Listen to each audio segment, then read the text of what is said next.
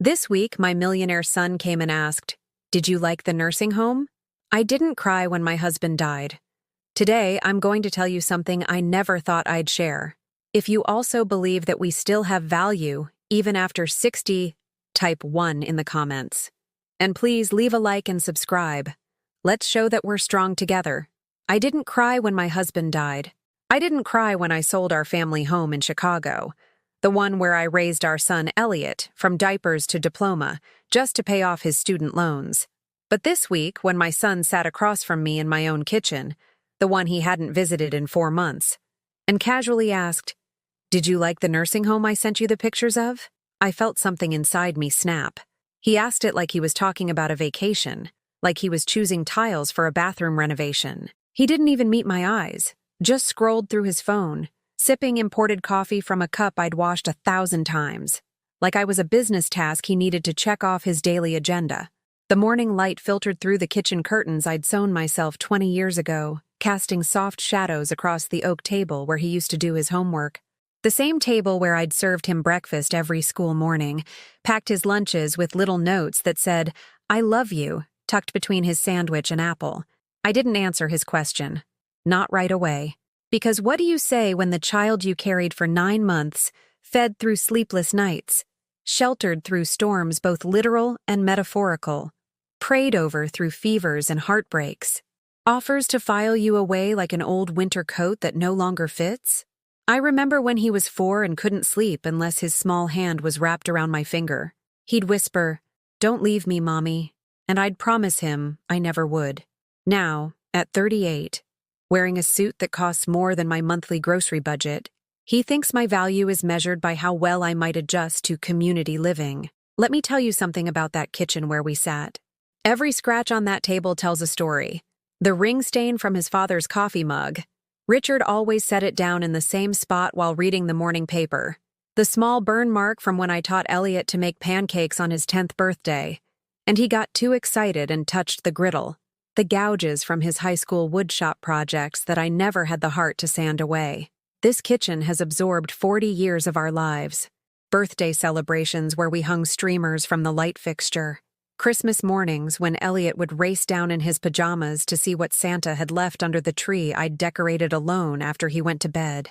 Homework sessions that stretched past midnight when he struggled with algebra, and I'd sit beside him even though I didn't understand the equations either, just so he wouldn't feel alone.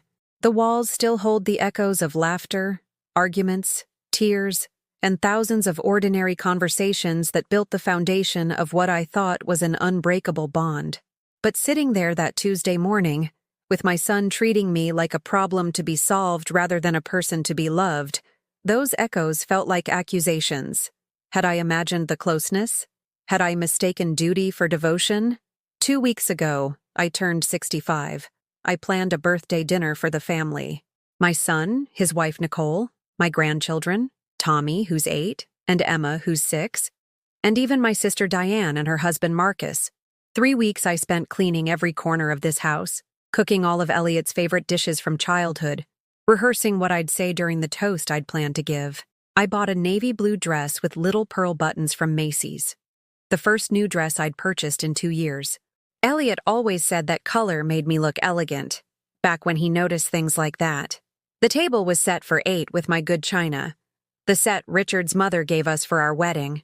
I wrote everyone's names on little place cards, drawing tiny hearts next to the grandchildren's names. The pot roast was perfectly tender after 6 hours in the slow cooker, the way Elliot liked it as a boy. The mashed potatoes were real, not instant, whipped with cream and butter until they were cloud soft. Green beans with almonds, dinner rolls that filled the house with the smell of fresh bread, and a chocolate cake, made from scratch, not a box, with 65 candles I'd counted out twice to make sure. By 7 p.m., the only sound in my house was the tick of the antique wall clock Richard's father had given us, each second marking another minute of silence where the phone didn't ring, the doorbell didn't chime, and my family didn't appear. At 8, I checked Facebook on my phone, hoping maybe someone had posted about running late. Maybe there was traffic. Maybe there was some explanation that would make sense of the empty chairs around my dining room table. That's when I saw them, all of them, on a cruise ship. somewhere blue and sparkling that looked like paradise. Elliot and Nicole holding tropical drinks with little umbrellas, their faces glowing with vacation happiness. My grandchildren in bright swimsuits, building sandcastles on a beach I'd never seen. Diane with her arms wrapped around Nicole like she was her own daughter, both of them laughing at some private joke. The caption read, "Family memories that last forever." I scrolled through photo after photo. Sunset dinners on the ship's deck, the kids in the pool with water slides I could never afford to take them to, group shots where everyone smiled like they were exactly where they belonged. I was not in a single photograph. No call, no text, no explanation, just absence. Just silence that screamed louder than any argument we'd ever had. I sat in my kitchen surrounded by enough food to feed 8 people, wearing my new dress that no one would see, staring at images of my family creating memories without me. The candles had burned down to stubs, wax pooling on the good china I'd polished until it gleamed.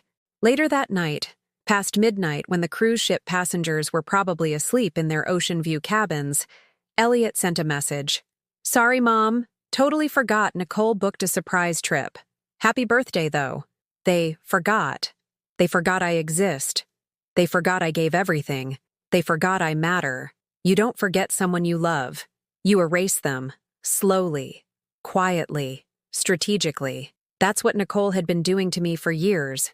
Every missed event, every reshuffled plan, every "oh, didn't he tell you?" was a chisel against my place in the family I built with my own hands, my own heart, my own sacrifices that apparently meant nothing now. But let me take you back.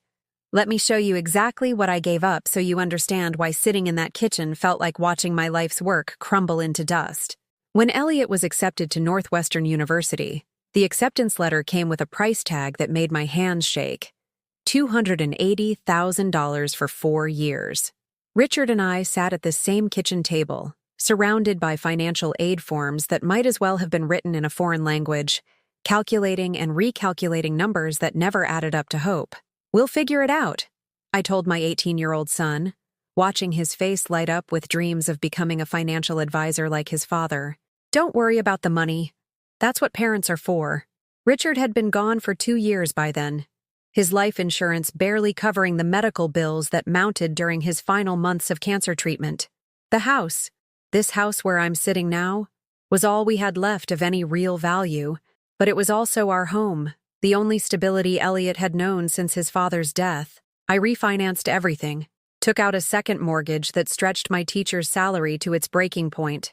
When that wasn't enough, I started working summers instead of taking the breaks I desperately needed after 9 months of managing 32nd graders and their constant energy. I cleaned houses on weekends.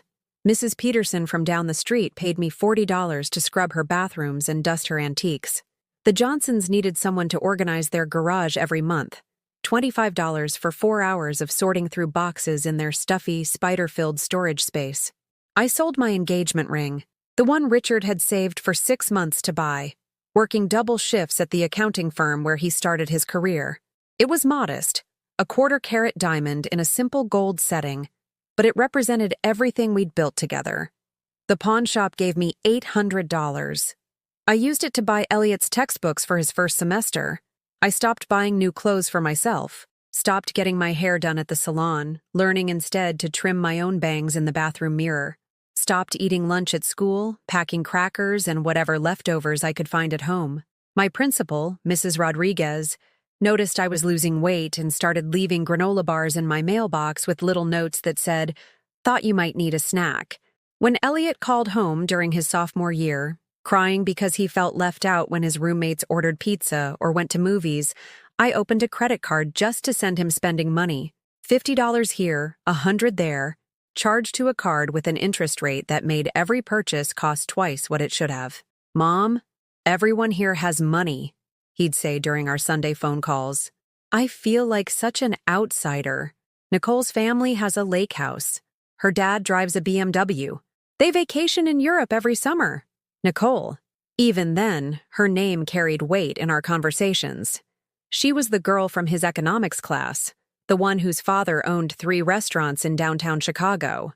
the one who wore designer clothes like they were casual everyday items, who talked about spring break in Cancun the way other students talked about going home to help with farm work. Just focus on your studies, I'd tell him. You're there to learn, not to compete with trust fund kids. But I could hear the longing in his voice, the shame of being the scholarship student among children of privilege.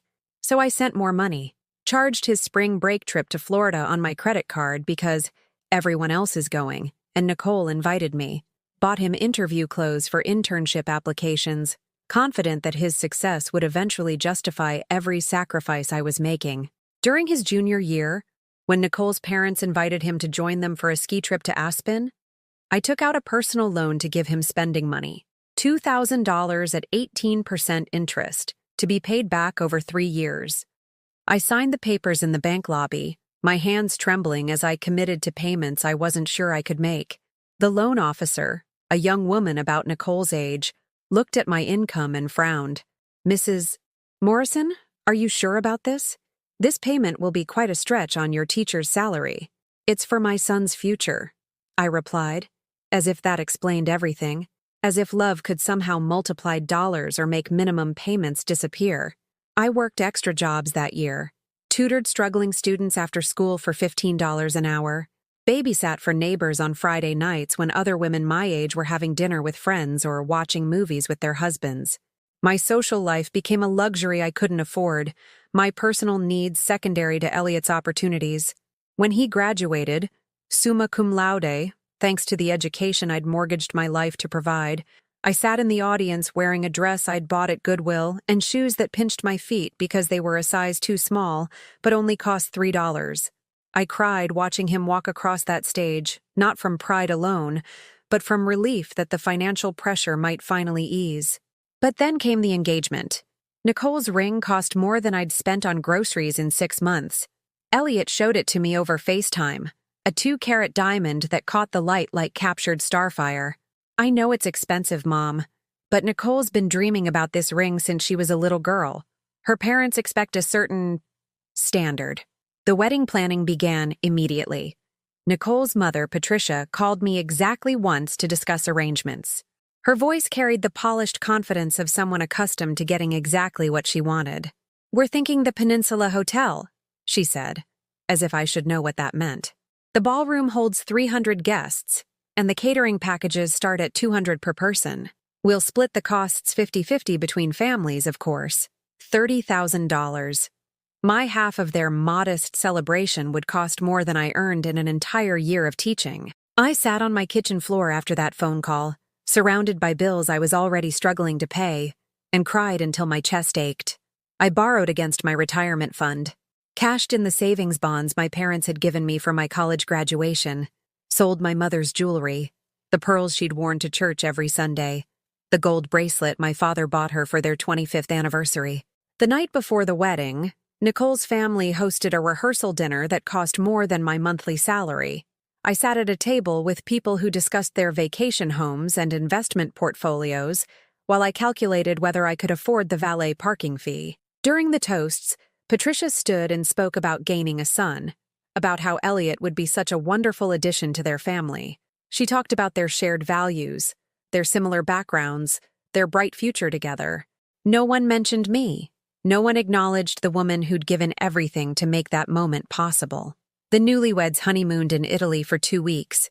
Nicole posted photos every day, wine tastings in Tuscany, gondola rides in Venice, shopping in Milan. While they explored European museums, I worked double shifts tutoring summer school students to pay off the credit card debt from their wedding. When they returned, glowing with happiness and expensive tans, Elliot called to thank me for everything I'd done. "Mom, the wedding was perfect.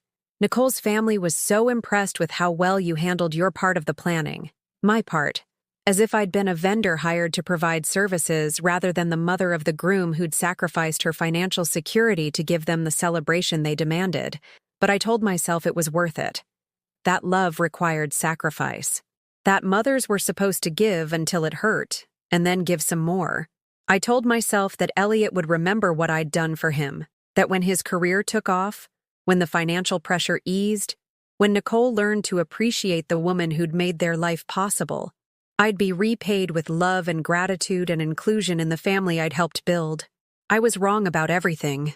Was I used? The question haunted me as I sat in that kitchen, watching my successful son treat me like an inconvenient obligation rather than the person who'd made his success possible. The signs were always there. I just chose not to see them. After the wedding, Nicole began her campaign so subtly that I almost admired her strategy. It started with small comments, delivered with a smile that never quite reached her eyes. "Margaret, you know you don't have to bring anything to dinner. We'll just order from that new organic place." Translation: "Your homemade food isn't good enough for our table." "Oh, did Elliot not tell you we changed the time? We moved it to 7:30 because that works better for everyone else." Translation: "You're not important enough to consult. The kids have been eating so much junk lately. We're trying to be more careful about their nutrition." This, after I'd spent 3 hours making their favorite chocolate chip cookies from scratch. Christmas became a battlefield I didn't even know I was fighting. Nicole would host elaborate parties with catered food, professional decorations, and guest lists that somehow never included me until the last minute. When I did attend, I was introduced as Elliot's mother rather than grandma to the children, as if my relationship to them was purely biological rather than emotional. "Margaret doesn't really understand the neighborhood," Nicole would say to other parents at school events I wasn't invited to. "She's more traditional in her approach to child rearing." The grandchildren's birthday parties moved from my house to venues I couldn't afford. Chuck E. Cheese became indoor trampoline parks, which became private party rooms at country clubs where the cost per child exceeded my weekly grocery budget. When I offered to help plan or contribute, Nicole would pat my hand like I was a confused elderly relative. "Don't worry about it, Margaret. We've got everything handled. Just bring yourself." But even bringing myself became complicated. Party times would change without notification. Addresses would be texted to Elliot, but not forwarded to me. I'd arrive to find the celebration already in progress, my gifts looking shabby next to elaborate presents from Nicole's family and friends. Tommy's 7th birthday was the moment I should have recognized the pattern. I'd spent weeks knitting him a sweater with his favorite dinosaur on the front, working late into the night after my teaching duties to finish it in time. When I arrived at the party, 30 minutes late because Nicole had changed the location without telling me, Tommy was already wearing a new Nintendo Switch that Nicole's father had given him. "Oh, how sweet," Nicole said when Tommy unwrapped my handmade gift. "Look, everyone, Grandma Margaret made Tommy a sweater. Isn't that thoughtful?" The way she said thoughtful made it sound like I'd brought him a rock from the garden. Tommy held up the sweater for exactly 3 seconds before Nicole whisked it away. "We'll save this for special occasions," she promised, though I never saw him wear it again. That night, I found a photo on Nicole's Instagram of all the gifts Tommy had received. Mine wasn't in the picture. The erasure was systematic, professional almost. Family photos appeared on social media with strategic cropping that removed me from group shots. Holiday cards featured the nuclear family with no mention of grandparents. When relatives visited from out of town, I learned about it through Facebook posts rather than invitations. I started taking screenshots of the social media posts that hurt the most, storing them in a folder on my phone I called Proof. Proof of what? I wasn't sure. But something inside me knew I needed evidence of my own disappearance. Emma's first dance recital, Tommy's Little League championship, family vacation to Disney World, birthday dinners at restaurants I'd never heard of, holiday traditions that had somehow evolved to exclude me completely. I confronted Elliot once, gently, during one of his increasingly rare visits to my house. "I feel like I'm being pushed out of the children's lives," I said, showing him a photo of Emma's ballet performance that I'd learned about from a neighbor whose daughter was in the same class. He looked genuinely confused. "Mom, you're being paranoid. Nicole plans everything because she's good at organizing. If you want to be more involved, just ask." But I had been asking. For months, I'd been asking about school events, activities, family gatherings. The information would come too late or not at all. And when I mentioned feeling excluded, I was told I was being sensitive or difficult. The manipulation was so skillful that even I began to doubt my own perceptions. Maybe I was being paranoid. Maybe I was remembering conversations that hadn't happened. Maybe the problem was me. Then came the morning that shattered everything I thought I knew. I was watering the small garden behind my house, the one where I grew tomatoes and herbs that nobody seemed to want anymore, when my doorbell rang. Through the peephole, I saw a tall man I didn't recognize, nervous-looking, holding something behind his back. "Mrs. Morrison? My name is Daniel Hayes. I need to talk to you about Nicole." Something in his tone made me invite him inside, despite every instinct telling me to keep the door closed. He sat in my living room, fidgeting with whatever he'd been holding, his eyes darting around the room like he was cataloging escape routes. "This is going to sound crazy," he began, his voice barely above a whisper, "but I think Nicole might have lied to your son about something very important." He told me Nicole used to be with him, before she met Elliot, that she left him while she was pregnant, that he thought Tommy, my grandson, the boy I'd taught to tie his shoes, the boy who used to run into my arms before Nicole taught him not to, might be his son. I wanted to laugh in his face. I was already heartbroken, already hollow from months of systematic exclusion. This stranger with his wild theories seemed like the final insult to my intelligence. But then he handed me what he'd been hiding, a DNA test, results that had been processed 3 months ago, results that showed with 99.7% certainty that Tommy Morrison was actually Tommy Hayes. My legs gave out. I sank into Richard's old recliner, the one I'd kept all these years because it still smelled faintly of his cologne, and stared at papers that rewrote everything I thought I knew about my family. Tommy wasn't Elliot's biological son, the boy I'd spoiled and worried over and loved unconditionally for 8 years. He wasn't my blood, but he was mine in every way that mattered, and she had used him as bait. Daniel's voice seemed to come from very far away as he explained the timeline, how Nicole had discovered she was pregnant after their breakup, how she'd hidden the pregnancy until she met Elliot at Northwestern, how she'd convinced my son that Tommy was premature, when he was actually perfectly on time for a different conception date. "I hired a private investigator," Daniel said, his hands shaking as he showed me photographs of Nicole with dates that proved she'd been lying for 8 years. "I just wanted to know if Tommy was mine. I never meant to hurt anyone. But Nicole had built her entire life on this lie. She'd trapped my son in a marriage based on a pregnancy that wasn't his responsibility. She'd created a family structure that required my elimination because I was the only one who might remember the details, who might ask questions about timing and dates, and the woman she'd been before she became Elliot's perfect wife. I thought about all those early visits to the hospital when Tommy was born, how Nicole had been reluctant to let anyone hold him, how she'd insisted on private rooms and limited visiting hours, how she'd moved them to a different state for Elliot's first job, creating distance from anyone who might notice inconsistencies in her story. She'd played a long game, and I was the biggest threat to her victory. That night, I spread Daniel's evidence across my kitchen table like pieces of a puzzle that finally revealed the complete picture. DNA results, private investigator photos, hospital records Daniel had somehow obtained, a timeline that made sickening sense of every manipulation, every exclusion, every casual cruelty Nicole had inflicted on me over the years. I called Elliot, asked him to come over, told him I had something important to show him. He arrived with Nicole, of course.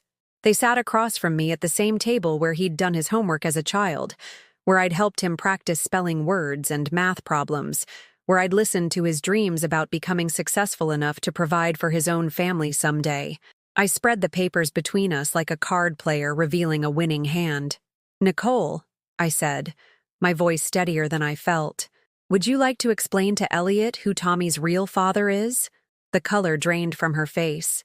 For the first time in 8 years, I saw her mask slip completely. Elliot looked confused, then concerned, then devastated as he read through the evidence.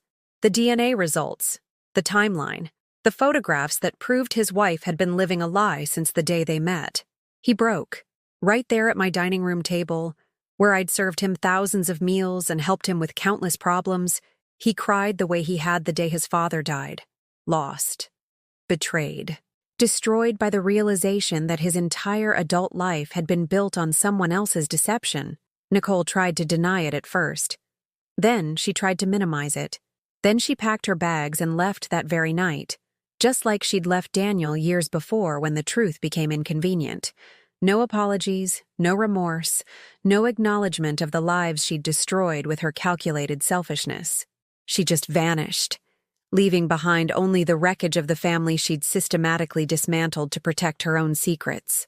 The silence that followed Nicole's departure was deafening. Elliot sat at my kitchen table staring at the DNA results like they might change if he looked at them long enough. His hands trembled as he picked up each document, read it again, set it down, then reached for another piece of evidence that confirmed his worst nightmare. 8 years, he whispered, his voice breaking on the words. 8 years of my life built on a lie. I wanted to comfort him, to wrap my arms around my broken son the way I had when he was small, and the world seemed too big and scary. But something held me back. Maybe it was the memory of how easily he'd dismissed my concerns about Nicole. Maybe it was the fresh wound of that nursing home conversation. Maybe it was the realization that even now, in his pain, he hadn't once apologized for the way I'd been treated. The next few days unfolded like a slow-motion disaster. Elliot moved back into his childhood bedroom, the one I'd kept exactly as he'd left it when he went to college. The Star Wars posters still hung on the walls. His high school trophies gathered dust on the shelves. The single bed with its navy blue comforter looked absurdly small for a 38-year-old man whose world had just collapsed. He barely spoke for the first week. I'd find him sitting in the backyard at dawn, staring at nothing, holding a cup of coffee that had gone cold hours earlier. When I offered to make breakfast, he'd shake his head. When I suggested he call his boss to explain why he needed time off, he'd just shrug. "What do I tell people, Mom?" he asked one morning, his voice hollow. "That my wife of 8 years has been lying about everything since the day we met? That the son I've raised isn't mine? That I'm so stupid I never figured it out?" The self-recrimination in his voice broke my heart, but it also awakened something harder inside me. Where was this introspection when I was being systematically erased from his life? Where was this questioning of Nicole's motives when I was being excluded from birthday parties and family vacations? Tommy and Emma were staying with Nicole's parents while lawyers sorted out the immediate custody arrangements. The silence in my house, which had once felt like peace, now felt like punishment. 3 generations of my family had been living under my roof, and suddenly I was alone again, with only the echo of children's laughter in rooms that felt too big and too quiet. A week after Nicole's departure, my sister Diane called. Her voice carried that particular tone she used when she was about to deliver unwelcome advice disguised as concern. "Margaret, I heard about what happened with Nicole and the children. I think you need to be careful about how you handle this situation." Careful. As if I'd been the one living a lie for 8 years. As if I'd been the one manipulating and excluding and systematically destroying family relationships. What exactly should I be careful about, Diane? Well, you can't just tear apart a family because of some DNA test. Those children think of Elliot as their father. You're going to traumatize them if you push this too hard. I held the phone away from my ear and stared at it, wondering if my sister had somehow missed the part where Nicole had been systematically destroying our family for years, where I'd been pushed out of my grandchildren's lives so thoroughly that I learned about their achievements through Facebook posts. "Diane, Nicole lied about paternity for 8 years. She built her entire marriage on deception. She's been treating me like an unwanted intruder in my own family. And you think I should be careful about pushing too hard? I'm just saying that families are complicated, Margaret. Maybe Nicole made some mistakes, but those children need stability. Elliot needs to think about what's best for them, not what's most dramatic. Mistakes. Nicole's systematic campaign of lies and manipulation was being reduced to mistakes by my own sister, the same way my concerns had been dismissed as sensitivity for years. I have to go, Diane. Margaret, wait. I just think... I hung up the phone. For the first time in my adult life, I hung up on my sister because I refused to listen to someone else minimize my experience while prioritizing the comfort of people who'd been hurting me. The lawyers arrived next. 3 of them in expensive suits, carrying briefcases that probably cost more than my monthly income. They sat in my living room like an occupying force, explaining the legal complexities of paternity fraud and custody arrangements with the detached professionalism of people who dealt with family destruction every day. "Mrs. Morrison, you need to understand that this situation is quite complex," the lead attorney explained, shuffling through papers with practiced efficiency. "While the DNA evidence clearly shows that Mr. Morrison is not Tommy's biological father, he has been acting in a parental role for 8 years. Courts generally prioritize the best interests of the child over biological relationships." Translation: Nicole might have lied and manipulated and destroyed our family, but she'd done it so effectively that the law would probably support her version of reality over the truth. "What about visitation rights?" I asked. "What about my relationship with my grandchildren?" The attorneys exchanged glances that told me everything I needed to know before they spoke. "Technically, Mrs. Morrison, if Tommy isn't your son's biological child, then you don't have legal standing as his grandmother. And if Nicole maintains primary custody, she can restrict access to both children as she sees fit." Legal standing. As if love could be measured in DNA percentages. As if 8 years of bedtime stories and scraped knee bandages and Christmas morning hugs could be erased by a court document. That night, I sat in Tommy's room, the room I decorated when Nicole was pregnant, painting dinosaurs on the walls because Elliot said boys should have adventure themes. I'd spent hours in that rocking chair, holding a colicky baby while Nicole slept off what she claimed was postpartum exhaustion, but which I now suspected was relief at having successfully executed her plan. The room still smelled faintly of the lavender spray I used on the bedsheets. Tommy's favorite stuffed elephant sat on the pillow, worn soft from years of bedtime snuggles. His drawings covered one wall, stick figure families where he'd always drawn me standing next to him, holding his hand, labeled Tommy and Grandma in crayon letters that tilted upward like little smiles. Was I really going to lose this child because his mother was a liar? The next morning brought a phone call that changed everything. Daniel Hayes, Tommy's biological father, asked if he could come over to discuss what he called a proposition.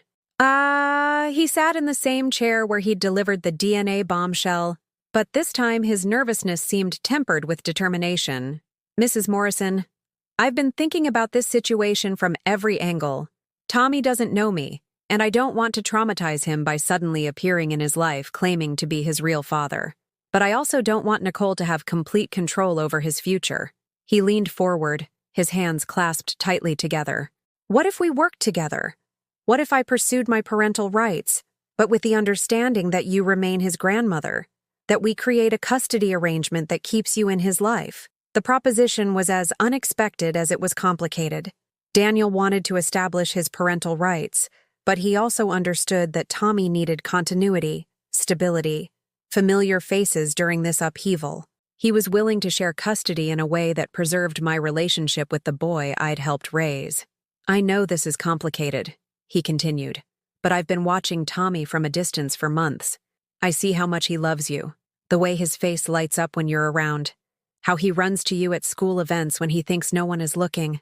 Nicole may have cut Elliot out of her plans, but she's been trying to cut you out too. That's not fair to Tommy." For the first time since this nightmare began, someone was acknowledging that I mattered to these children, that my relationship with them had value independent of biology or legal documentation.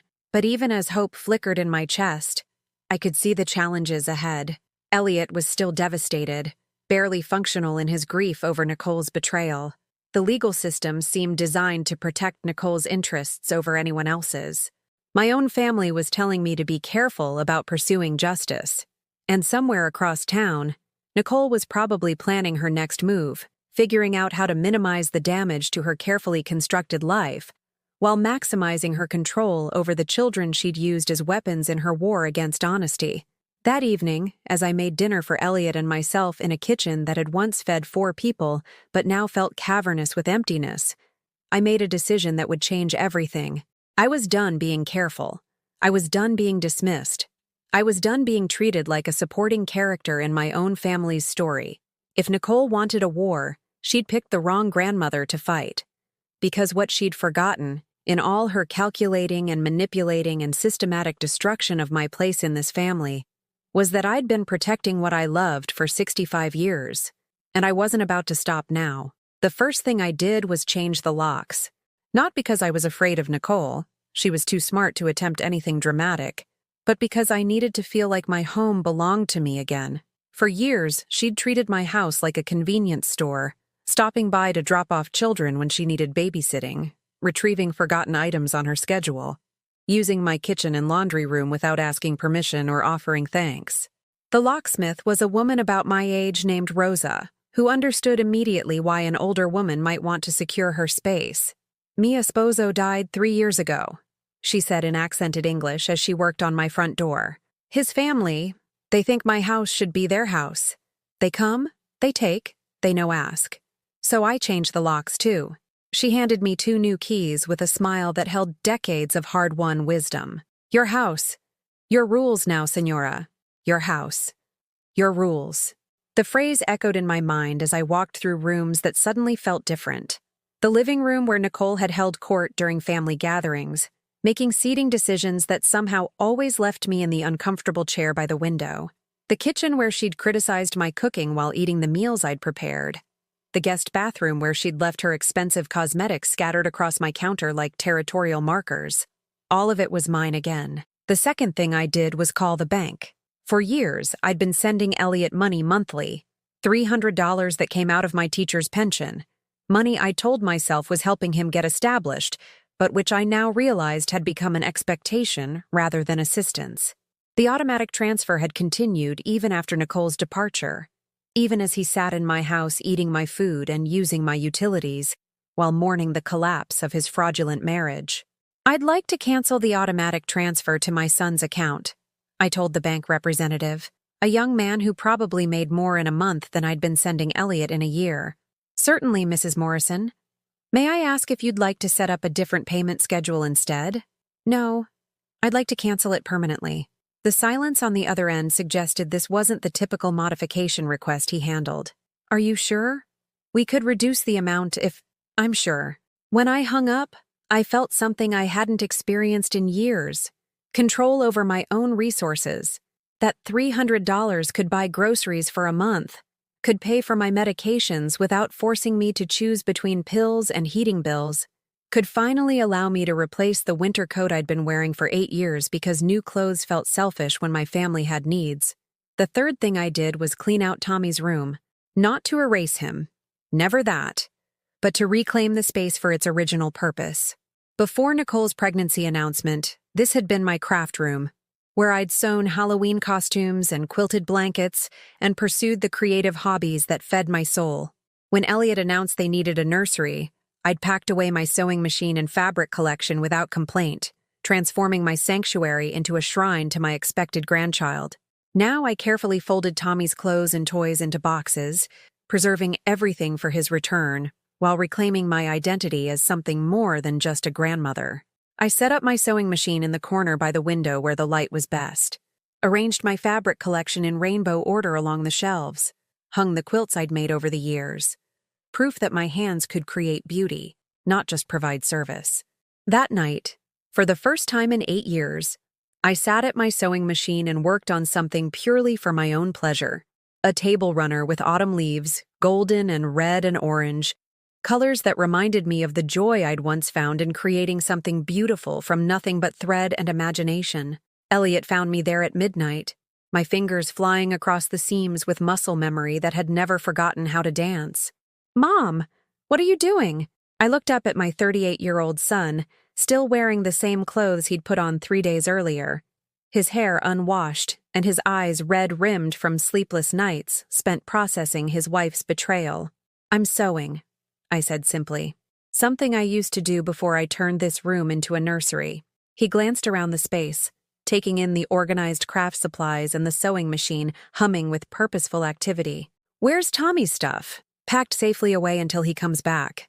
"When he comes back, you mean?" I set down my work and looked at my son directly. "Elliot, Tommy may never come back. Nicole has primary custody. She's moved in with her parents.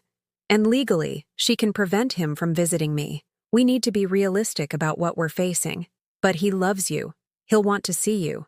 Nicole has been controlling his access to me for years. What makes you think she'll be more generous now that she's been exposed?" Elliot sank into the reading chair I'd placed by the window, the same chair where I'd nursed him as a baby and read him stories as a child. He looked lost. This successful financial advisor who could manage million-dollar portfolios but couldn't navigate the emotional devastation of his personal life. I don't know what to do, Mom. I don't know how to fix any of this. For the first time since Nicole's departure, I felt a flicker of the old impulse to fix his pain, to offer comfort and solutions and whatever resources I had available. But something new was stirring inside me, a voice that had been silent for too long. Elliot, for 8 years, I watched Nicole systematically remove me from your family's life. I told you I felt excluded, and you told me I was being paranoid. I showed you evidence of deliberate dismissal, and you told me I was being sensitive. Now that you've experienced her manipulation firsthand, you want me to help you figure out how to handle it? He looked genuinely confused, as if he'd never considered that his mother might have feelings about being treated as an afterthought in her own family. Mom, I didn't realize. I thought Nicole was just organized. She handled the social calendar because she was good at that stuff. She was good at erasing me from your lives while making it look like natural evolution. She was good at making me feel like an inconvenience while extracting maximum benefit from my willingness to provide free childcare and financial support. The hurt in his eyes was real, but so was the awakening understanding. For the first time, Elliot was seeing our family dynamics from my perspective instead of through the filter of Nicole's careful management. I'm sorry, Mom. I really didn't see it.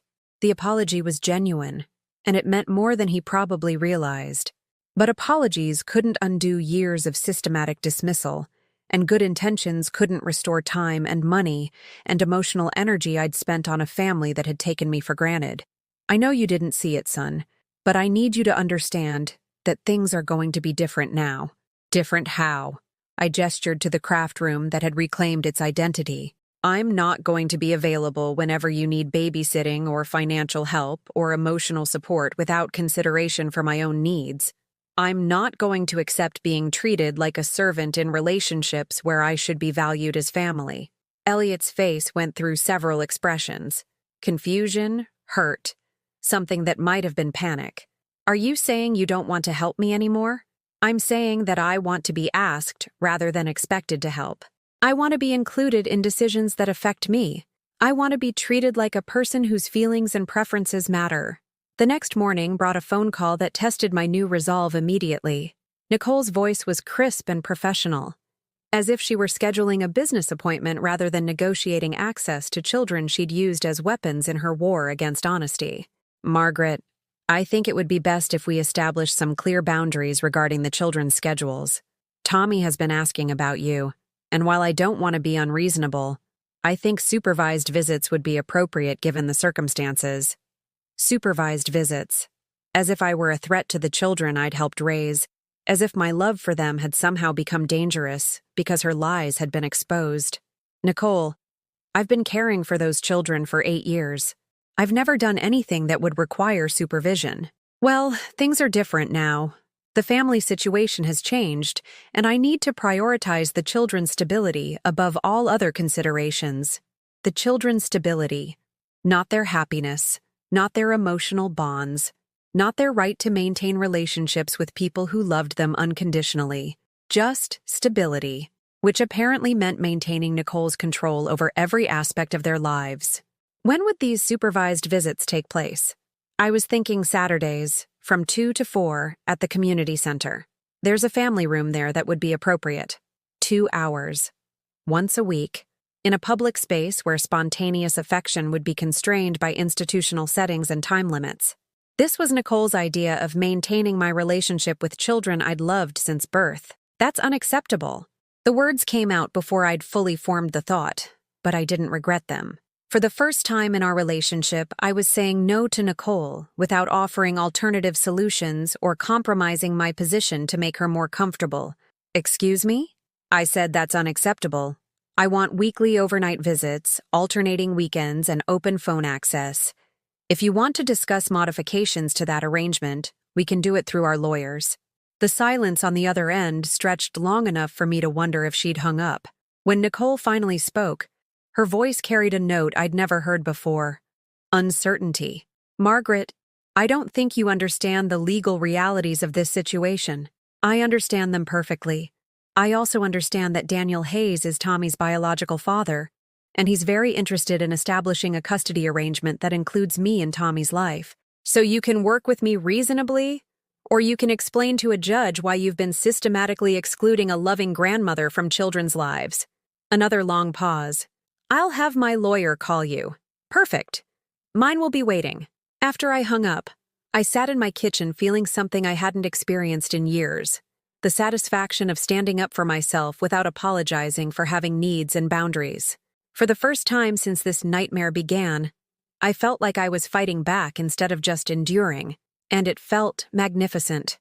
The family meeting was Nicole's idea, orchestrated with the same precision she'd once used to plan my exclusion from birthday parties. She suggested neutral ground. The conference room at her father's law firm, surrounded by mahogany walls and leather-bound books that were meant to intimidate rather than inspire. I arrived 20 minutes early, wearing the navy dress with pearl buttons that I'd worn to my forgotten birthday dinner. Not because I wanted to remind them of that humiliation, but because I'd finally learned something important about that dress. It looked elegant on me not because Elliot had once said so, but because I carried myself with dignity when I wore it. Nicole sat at the head of the conference table like she was chairing a board meeting, flanked by her parents and two attorneys whose hourly rates probably exceeded my monthly pension. Patricia, Nicole's mother, wore the kind of understated jewelry that cost more than most people's cars, while her father, Robert, checked his Rolex with the impatience of a man accustomed to buying solutions to inconvenient problems. Elliot arrived looking like he'd slept in his car, his normally perfect appearance disheveled in a way that suggested he was finally understanding what it felt like to have your life dismantled by someone you'd trusted completely. Daniel Hayes sat beside me, quiet and steady in a way that reminded me why I'd agreed to this alliance. He wasn't here to claim victory or extract revenge. He was here because he wanted to know his son, and because he understood that Tommy needed familiar faces during this upheaval. "Thank you all for coming," Nicole began, her voice carrying the practiced authority of someone who'd never been challenged in a room full of people she expected to control. "I think we can resolve this situation amicably if everyone keeps the children's best interests at heart." The children's best interests. Nicole wielded that phrase like a shield, as if her years of systematic deception and emotional manipulation could be reframed as maternal protectiveness. Her lead attorney, a woman with silver hair and predatory eyes, opened a folder thick with documents. "My client is prepared to offer Mrs. Morrison supervised visitation rights on a provisional basis, pending psychological evaluation and family counseling to ensure a smooth transition during this difficult period." Psychological evaluation. As if loving children unconditionally for 8 years was evidence of mental instability. As if being systematically excluded from family life by a manipulative daughter-in-law was somehow my failure, rather than Nicole's calculated cruelty. "Absolutely not," I said, my voice cutting through the conference room silence like a blade through silk. "I will not submit to psychological evaluation to prove my fitness to love my grandchildren." Patricia leaned forward with the condescending smile she'd perfected during 8 years of treating me like hired help. "Margaret, dear, you have to understand that this situation has been traumatic for everyone involved. The children need stability, and frankly, your recent behavior suggests you might not be processing this transition in the healthiest way." My recent behavior. Changing my locks, reclaiming my craft room, refusing to be dismissed and discarded like an inconvenient appliance. Apparently, self-respect was being interpreted as psychological instability by people who'd built their lives on lies and manipulation. "Patricia, my recent behavior involves refusing to be treated like a servant in my own family. If that seems unhealthy to you, perhaps you should examine why you expect women my age to accept disrespect without complaint." The temperature in the room seemed to drop several degrees. Patricia's smile faltered, and for the first time in our relationship, she looked uncertain about how to respond to a woman who wasn't apologizing for taking up space. Nicole regrouped quickly, shifting to the emotional manipulation tactics that had served her so well over the years. "Margaret, I know you're hurt about how things have unfolded, but we can't let adult conflicts damage the children's sense of security. Tommy has been asking about you. And I don't want to have to explain why Grandma is being difficult about reasonable arrangements. Difficult. The word that had been used to dismiss my concerns for years, weaponized again to make my demand for basic respect sound like unreasonable drama. "Nicole," I said, reaching into my purse and pulling out a folder of my own, "let me show you what difficult actually looks like." I spread photographs across the mahogany table like playing cards in a game, where I finally held the winning hand. Screenshots of social media posts where I'd been deliberately excluded. Calendar invitations sent to everyone except me. Text message threads discussing family plans that somehow never included my participation. "This is 8 years of systematic exclusion," I continued, pointing to image after image of my erasure from family events. 8 years of you training my grandchildren to see me as optional while you positioned yourself as indispensable. But the photographs were just the appetizer. The main course was a stack of financial documents that Daniel and I had spent weeks compiling with our attorneys. "This," I said, sliding bank statements across the table, "is documentation of every dollar I've contributed to your family's lifestyle. $63,000 over 8 years. Money for Tommy's daycare when you decided to be a stay-at-home mother. Money for Emma's private preschool tuition. Money for family vacations I wasn't invited to join." Nicole's face had gone pale, but I wasn't finished. "This is documentation of free childcare hours," I continued, producing a second stack of papers. 2,437 hours over 8 years. Babysitting while you attended yoga classes and spa appointments and dinner parties where my presence wasn't desired. The room had gone completely silent except for the scratch of legal pads as Nicole's attorneys frantically took notes. Even Patricia's confidence seemed to be wavering as the scope of my contributions became undeniable. "And this," I said, saving the most devastating evidence for last, "is documentation of property ownership that I think will interest everyone in this room." The deed to Elliot and Nicole's house was a document Nicole had carefully hidden from most family discussions. She'd always referred to it as our home, with the possessive authority of someone who'd earned the right to 4 bedrooms and a 3-car garage through her own efforts. But the truth was more complicated and infinitely more satisfying. When you and Elliot bought your house, Nicole, you needed a larger down payment to secure the mortgage rate you wanted. Elliot came to me asking for help, and I provided it. $47,000 from the life insurance settlement after Richard's death.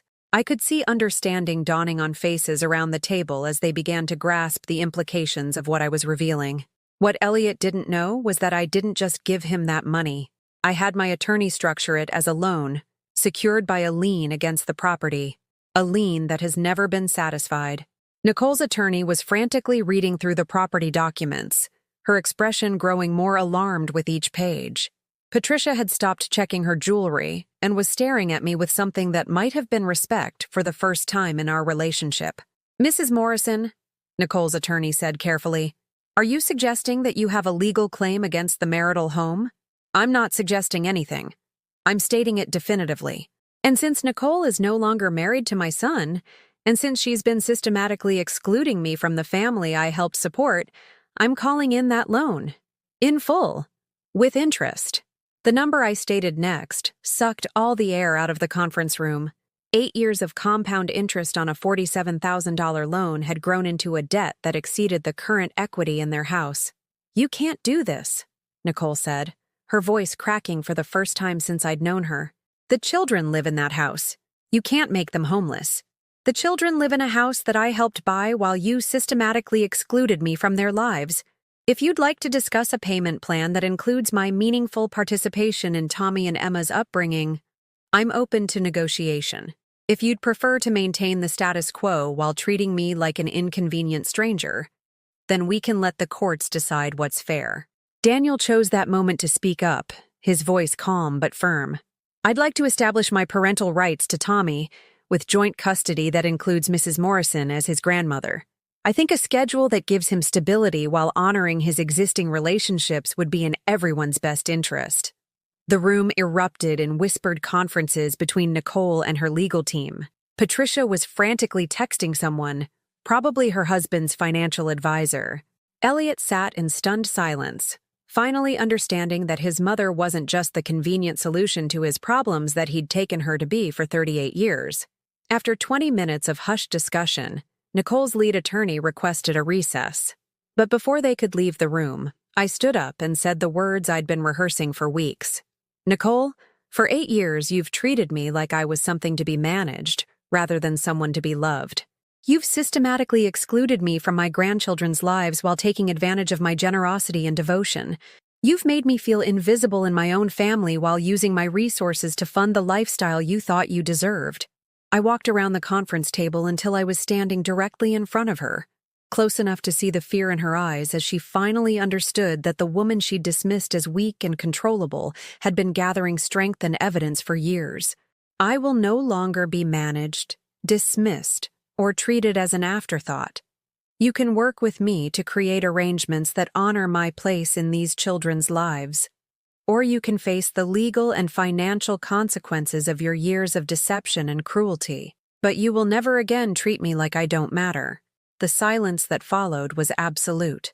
No one moved, no one spoke, no one seemed to breathe. For the first time in 8 years, Nicole had nothing to say. And for the first time in my life, I walked out of a room knowing that I'd fought for myself with the same fierce protection I'd always reserved for the people I loved.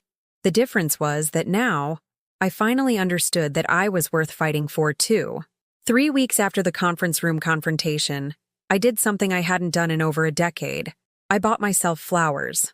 Not because it was a special occasion, or because someone had disappointed me and I needed comfort. I bought them simply because I was walking past the farmer's market in Lincoln Park, and the sunflowers looked like liquid sunshine captured in petals. And for the first time in years, I felt worthy of something beautiful that served no purpose except to make me smile. The vendor was an elderly man with soil under his fingernails and laugh lines around his eyes, who reminded me that there were still people in the world who created beauty instead of destroying it. "These ones here," he said, pointing to the sunflowers that had caught my attention. "They follow the sun all day long. Smart flowers. They know what feeds them." I bought 6 stems and carried them home like a victory bouquet, arranging them in the crystal vase that had been gathering dust in my china cabinet since Richard died. The same vase I'd always saved for special occasions that somehow never seemed special enough to deserve my good things. The sunflowers transformed my kitchen table, their golden faces turned toward the window where morning light streamed through curtains I'd finally had dry cleaned after years of telling myself the expense was unnecessary. Everything in my house was slowly becoming worthy of care again, including me. The legal settlement had been swifter than anyone expected. Nicole's attorneys had advised her that fighting a legitimate lien while her credibility was already damaged by 8 years of documented deception would be both expensive and futile. She'd agreed to a payment plan that restructured the house deed, giving me partial ownership and guaranteed access to the grandchildren in exchange for manageable monthly payments. More importantly, Daniel's custody suit had resulted in joint physical custody of Tommy, with a schedule that included regular overnight stays at my house. The boy who'd once been forbidden from calling me anything more intimate than Mrs. Morrison now had his own room in my home again, filled with the toys and clothes and books that proved love didn't require DNA to be real. But the most significant change wasn't legal or financial. It was the way I'd begun to move through the world. For the first time since Richard's death, I'd started saying yes to invitations that had nothing to do with family obligations. Mrs. Chen from down the street had been asking me to join her book club for 3 years, and I'd always declined because Tuesday evenings were when Nicole sometimes needed babysitting. Now Tuesday evenings belonged to me, spent in Mrs. Chen's living room discussing novels with women who valued my opinions and laughed at my observations, and never once made me feel like an inconvenience. I'd also joined a quilting circle at the community center, where my decades of sewing experience made me something of a mentor to younger women learning the craft. There was something profoundly satisfying about teaching skills that had been passed down through generations of women, sharing knowledge that connected us to our mothers and grandmothers, who'd also found peace in the rhythm of needle and thread. "You have such steady hands," said Maria, a woman in her 40s who was struggling with a complex star pattern. "I can tell you've been doing this for years." "Since I was 12, I replied, guiding her fingers to show the proper tension for small stitches. My mother taught me on kitchen towels first, then pillowcases, then finally a full quilt for my hope chest. Hope chest, Maria repeated wistfully. I love that. Like you were sowing dreams for your future.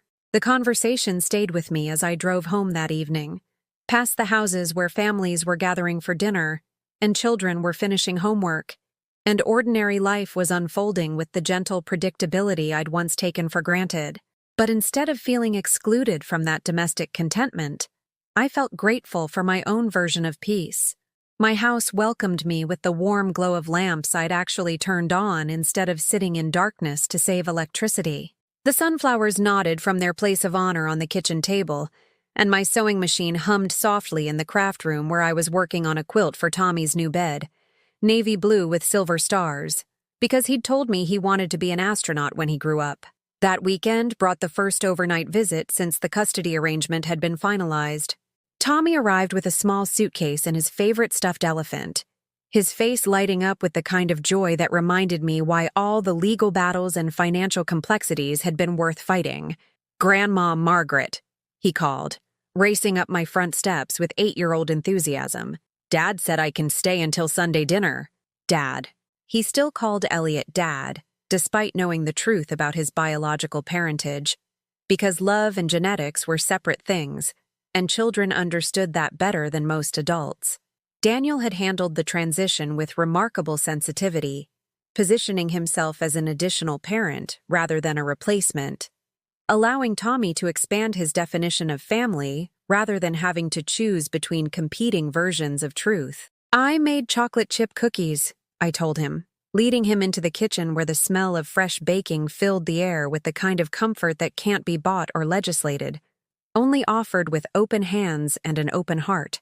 Tommy's face glowed with the particular happiness that comes from being genuinely wanted rather than merely tolerated. "The kind with extra chocolate chips? Is there any other kind worth making?"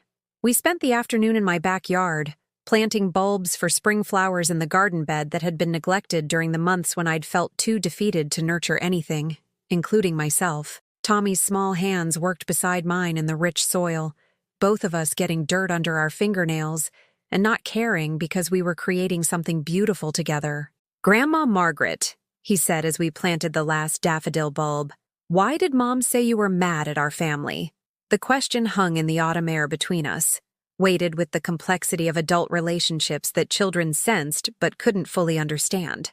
I'd been dreading this conversation while simultaneously knowing it was inevitable. "Tommy, sometimes grown-ups make mistakes about how to treat each other," I said carefully, choosing words that would honor his need for truth without burdening him with details he wasn't ready to process. "I wasn't mad at you or Emma or your dad. I was sad because I felt like I wasn't important to your mom anymore." He considered this with the seriousness that children bring to emotional concepts they're trying to grasp. "But you're important to me." The simple declaration hit me with more force than all the legal victories and financial settlements combined. This child, who'd been caught in the crossfire of adult deceptions and manipulations, still knew with perfect clarity that love mattered more than blood or money or social positioning. "You're important to me too, sweetheart. More important than you'll ever know." That evening, as I tucked him into the bed I'd made with sheets I'd sewn myself and the quilt I was creating with my own hands, Tommy asked if I would read him a story. Not because his mother wasn't available to perform this duty, but because he wanted to share this quiet moment with me. I chose The Velveteen Rabbit, the same book I'd read to Elliot decades earlier, about toys that became real through being loved. As I read about the skin horse explaining how love could make you genuine even if you weren't perfect or new or impressive, I realized I was finally understanding the story's message in a way I'd missed during all those years of reading it to my son. You become real through being loved, but also through loving yourself enough to believe you deserve that love in return. Sunday brought Daniel for dinner, an arrangement that had evolved naturally from our legal alliance into something that felt remarkably like friendship. He arrived with Emma, who'd been spending the weekend with him as part of the expanded custody arrangement that recognized his role as Tommy's father without disrupting her relationship with Elliot. "Grandma Margaret," Emma squealed, launching herself into my arms with 6-year-old exuberance. I missed you so much. Watching Tommy and Emma play together in my backyard while Daniel helped me prepare dinner, I was struck by how different this felt from the family gatherings Nicole had orchestrated. There was no undercurrent of tension, no careful navigation of hidden agendas, no sense that my presence was being tolerated rather than welcomed. You know, Daniel said as we watched the children chase fireflies in the gathering dusk. I spent months being angry about Nicole's deception, angry that she'd stolen 8 years of Tommy's childhood from me. But watching him with you, seeing how much he loves you and how much you love him, I realized that maybe some good came out of all the lies. How so? If Nicole had told the truth from the beginning, if she'd left Elliot when she found out she was pregnant with another man's child, Tommy never would have had you as his grandmother, and you're one of the best things in his life. The observation was so unexpected and so generous that I felt tears prick at the corners of my eyes. Here was a man who'd been denied his paternal rights for 8 years, and instead of being bitter about the circumstances that had created our connection, he was grateful for the love Tommy had received during his absence. That night, after the children were asleep and Daniel had gone home, I sat in my living room surrounded by the gentle chaos of a house that was truly alive again. Tommy's coloring books spread across the coffee table, Emma's hair ribbons forgotten on the couch, the lingering scent of the apple pie we'd made together still warming the kitchen. For the first time since Richard's death, my house felt like a home instead of a museum to my former life. The phone rang, interrupting my peaceful reflection. Elliot's name appeared on the caller ID, and for a moment I hesitated before answering. Our relationship was still delicate, still healing from years of misunderstanding and neglect that couldn't be fixed with apologies alone. "Hi, Mom." His voice carried a warmth that had been missing for years. "I just wanted to say thank you." "For what?" "For fighting for Tommy. For fighting for yourself. For showing me what it looks like when someone refuses to be taken for granted." The gratitude in his voice was genuine, and it meant more than he probably realized.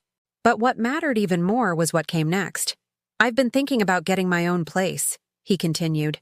"Starting over, building something that's actually mine instead of trying to fix something that was built on lies. And I was wondering, would you help me look for apartments? I'd like your opinion on what would be good for the kids when they visit." Your opinion. Such simple words, but they represented a fundamental shift in how my son saw me. Not as a convenient resource to be used when needed, but as a person whose thoughts and preferences had value. "I'd love to help you, Elliot." After we hung up, I walked through my house, turning off lights, checking locks, performing the small rituals of security that marked the end of another day. But instead of the loneliness that had characterized these nighttime routines for years, I felt something I'd almost forgotten: contentment. Tomorrow would bring new challenges, new conversations, new opportunities to practice the self-respect I was still learning to maintain. But tonight, surrounded by evidence of love freely given and gratefully received, I was exactly where I belonged. In my own life, living it for myself, finally understanding that I didn't have to choose between loving others and loving myself. I could do both. 6 months later, I stood in my kitchen preparing Thanksgiving dinner for a family that looked nothing like the one I'd lost, but everything like the one I'd found. The turkey in my oven was smaller than the ones I used to cook when I was trying to please everyone, hoping that perfect meals might somehow translate into perfect relationships. This bird was just the right size for the people who actually wanted to be here. Tommy and Emma, Daniel and his elderly mother Rosa, who'd driven down from Milwaukee, Elliot with his new girlfriend Sarah, my sister Diane, who'd finally stopped telling me to be careful about protecting my own interests, and Mrs. Chen from the book club who had nowhere else to go since her son moved to California. The table was set with my good china again, but this time the place cards bore the names of people who valued my presence rather than simply tolerating it. The centerpiece was the arrangement of fall flowers I'd grown in my own garden, their colors rich and warm under the chandelier that I'd finally had properly cleaned and rewired. "Grandma Margaret," Tommy called from the living room where he was helping Emma build an elaborate fort out of sofa cushions. "How much longer until we eat? I'm starving." 20 minutes, I called back, smiling at the comfortable chaos of children who felt completely at home in my house. The sound of their laughter mixed with the adult conversations happening around my kitchen island. where Daniel was teaching Elliot how to make his grandmother's cornbread while Sarah and Mrs. Chen debated the merits of different mystery novels. This was what family was supposed to feel like: warm, inclusive, built on choice rather than obligation. The morning had brought a surprise visit from Nicole, the first time I'd seen her since the custody arrangements had been finalized. She'd stood on my front porch holding a bottle of expensive wine, her designer clothes and perfect makeup masking an uncertainty I'd never seen in her before. "Margaret," she'd said, her voice lacking its usual commanding tone. "I was hoping we could talk." I'd invited her in, more curious than angry about what had prompted this unexpected appearance. We'd sat in my living room, the same space where she'd once held court during family gatherings while treating me like hired help. But the power dynamics had shifted so completely that she seemed diminished by the furniture that had once elevated her status. "I want to apologize," she'd begun, the words clearly difficult for someone who'd never had to acknowledge wrongdoing before. "I know I treated you badly. I know I tried to push you out of the children's lives, and I know that was wrong." The apology was genuine, but it was also incomplete. Nicole was sorry for the consequences of her actions now that they'd cost her the control she'd worked so hard to maintain, but I wasn't certain she truly understood the cruelty of what she'd done. "Nicole, you didn't just treat me badly. You systematically erased me from my family while using my love and generosity to fund the lifestyle you wanted. You taught my grandchildren to see me as optional while positioning yourself as indispensable." She'd nodded, tears threatening her carefully applied mascara. "I was so scared of losing everything that I thought I had to control everything.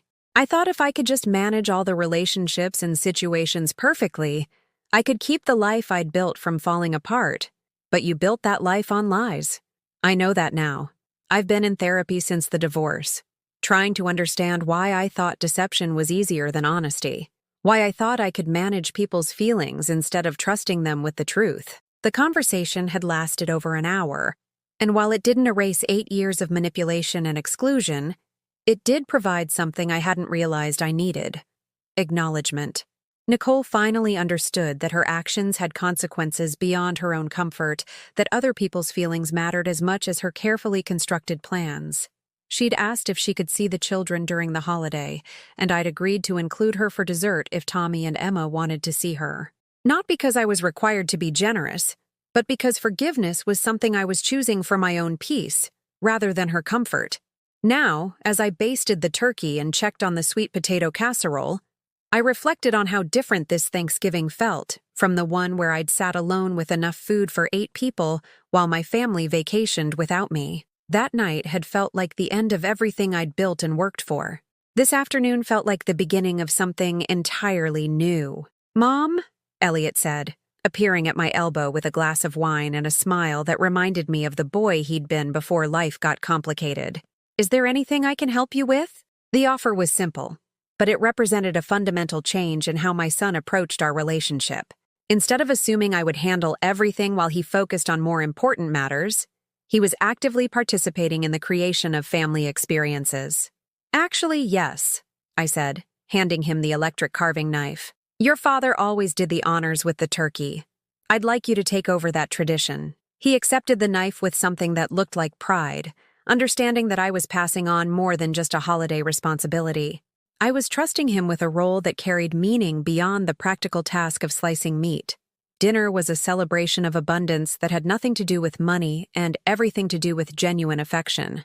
Tommy regaled us with stories from his new school, where he was thriving in an environment that didn't require him to navigate the complicated loyalties that had defined his early childhood.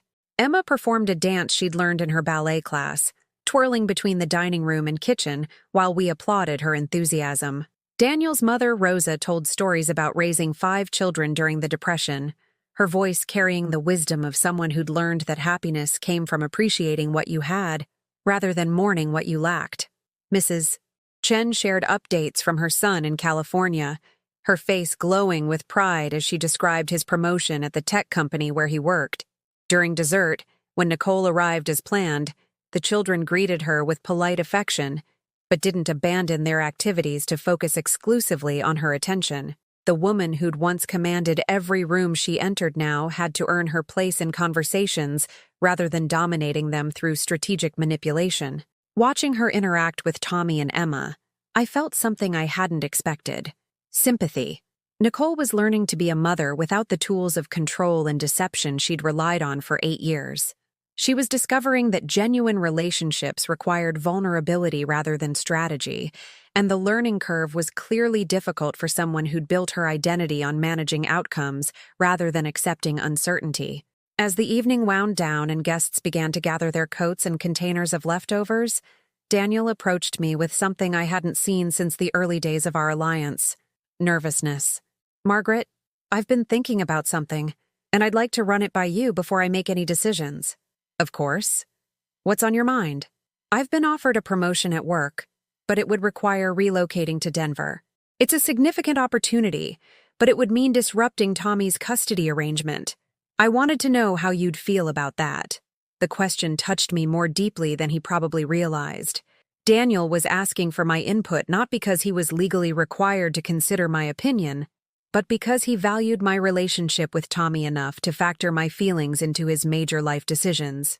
"That's a wonderful opportunity," I said, meaning it completely. Tommy would be so proud to know his father was advancing in his career. But what about the custody schedule? What about your time with him? I looked across the room where Tommy was showing Emma a magic trick he'd learned at school, his face bright with the confidence of a child who felt secure in his place in the world. "Daniel, Tommy needs to see the adults in his life making choices that honor their own growth and potential. If you take this promotion, we'll figure out new arrangements that work for everyone. Children adapt when they feel loved, and Tommy definitely feels loved." The relief in his eyes told me I'd given him the answer he'd hoped for, but hadn't dared to expect. We spent the next few minutes discussing possibilities: summer visits, school holidays, video calls that would keep our connection strong across the distance. Later that night, after everyone had gone home, and I was loading the dishwasher with plates that had held a meal shared in love rather than obligation, I found myself thinking about the woman I'd been a year ago, the one who'd sat in this same kitchen reading a text message about a nursing home, feeling like she was being discarded by the family she'd sacrificed everything to support. That woman would have been terrified by the idea of Tommy moving to Denver. She would have seen it as another loss, another relationship being taken away from her by circumstances beyond her control.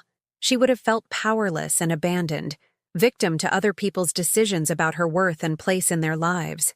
But the woman I'd become understood something that had taken 65 years to learn. I couldn't control other people's choices, but I could control my response to them. I couldn't force anyone to love me, but I could refuse to settle for being treated with anything less than respect. I couldn't make myself indispensable to others, but I could become indispensable to myself. The quilt I'd been working on was nearly finished. A complex pattern of interlocking stars that had required patience and precision, but had resulted in something beautiful enough to become a family heirloom. As I worked on the final border that evening, I realized the quilt was a metaphor for everything I'd learned about building a life worth living. Individual pieces meant nothing by themselves, but when connected with intention and care, they created something larger and more beautiful than the sum of their parts. Some pieces were bright and attention-grabbing, others were subtle and supportive, but every single one was necessary for the pattern to work. I'd spent too many years thinking I was just a supporting piece in other people's quilts, important only for the way I helped their patterns come together. Now I understood that I was the artist creating my own design, choosing which pieces to include and how to arrange them into something that reflected my values and brought me joy. My phone buzzed with a text message, interrupting my peaceful reflection. It was from a number I didn't recognize, and for a moment I felt the old anxiety rise in my chest. Anonymous messages had once been harbingers of family drama or demands for my time and resources. But this message was different. "Hi, this is Sarah from your quilting circle. I hope you don't mind me texting, but I wanted to thank you for your help with my wedding ring quilt. Your guidance made all the difference, and I learned so much from watching you work. I'm wondering if you'd be interested in teaching a beginner's class at the community center. Several people have asked about learning, and you're such a natural teacher. A teaching opportunity, recognition of skills I'd developed over decades of practice and refinement, an invitation to share knowledge that could enrich other people's lives while bringing purpose and income to my own." I typed back immediately, I'd love to discuss it. Let's talk next Tuesday at Circle. As I prepared for bed that night, I caught my reflection in the bathroom mirror and saw something I hadn't noticed before. I looked younger, not because I'd had work done or changed my appearance dramatically, but because I carried myself differently. The weight of constant disappointment and chronic people-pleasing had lifted from my shoulders, leaving behind a woman who stood straighter and smiled more genuinely. The navy dress with pearl buttons hung in my closet next to new clothes I'd bought because they made me feel confident and beautiful, not because they might earn someone else's approval. The dress had served its purpose during the transformation, but it no longer defined the limit of my elegance or self-worth.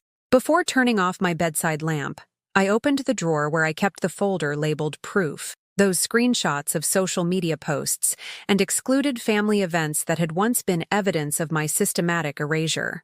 I'd planned to throw them away months ago, but something had stopped me. Tonight, I finally understood what that something was. The folder wasn't proof of how I'd been wronged.